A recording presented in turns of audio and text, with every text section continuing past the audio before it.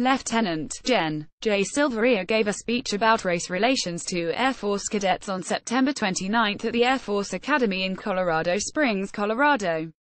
Jerry Bennett Gazette, via Associated Press. The discovery of racist graffiti galvanized the Air Force Academy in September, and the superintendent of the Colorado campus turned that into a teaching moment with a speech about diversity and tolerance that found more than 1 million viewers on the internet.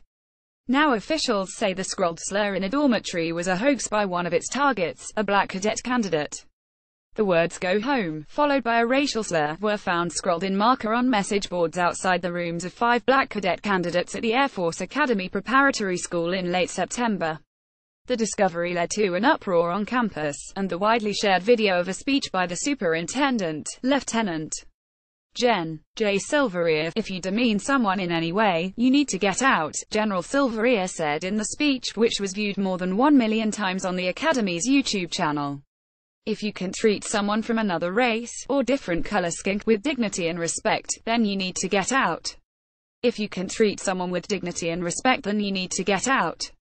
Lieutenant Gen. J.B. Silveria, superintendent at AF_Academy pic.twitter.com TV5 FMP, U.S. Air Force at U.S. Air Force September 28, 2017. Although the slurs were discovered at the preparatory school, a 10-month program that prepares candidates for admission to the Academy proper, General Silveria said it would be naive to think the episode did not reflect on the Academy and the Air Force as a whole. Academy officials swiftly began an investigation. They said in a statement on Tuesday that the cadet candidate had admitted to writing the slurs and was no longer enrolled at the school. "We can confirm that one of the cadet candidates who was allegedly targeted by racist remarks written outside of their dorm room was actually responsible for the act," the Academy said. The individual admitted responsibility and this was validated by the investigation. General Silveria said Tuesday that he stood by the underlying message of his speech, which invoked some of the nation's most divisive racial events. Regardless of the circumstances under which those words were written, they were written, and that deserved to be addressed, he told the Colorado Springs Gazette, referring to the slurs. "You can never overemphasize the need for a culture of dignity and respect, and those who don't understand those concepts aren't welcome here." The Academy said it would provide no further details on the matter, even though there may be additional information already in the public space. That was an apparent reference to the report by the Gazette, which said the candidate had committed the act in a bid to get out of trouble for other misconduct. The episode over the racist graffiti was propelled into national attention weeks after white supremacists rallied in Charlottesville, VA, and amid protests by NFL players over racial inequality, events that General Silveria discussed in his speech. Tracy Whitfield, the mother of one of the students whose message board was written on, posted a photo on Facebook of the slur, saying the country had to do better. "So many young black men are getting killed, and there is no justice for them," Ms. Whitfield told KKTV.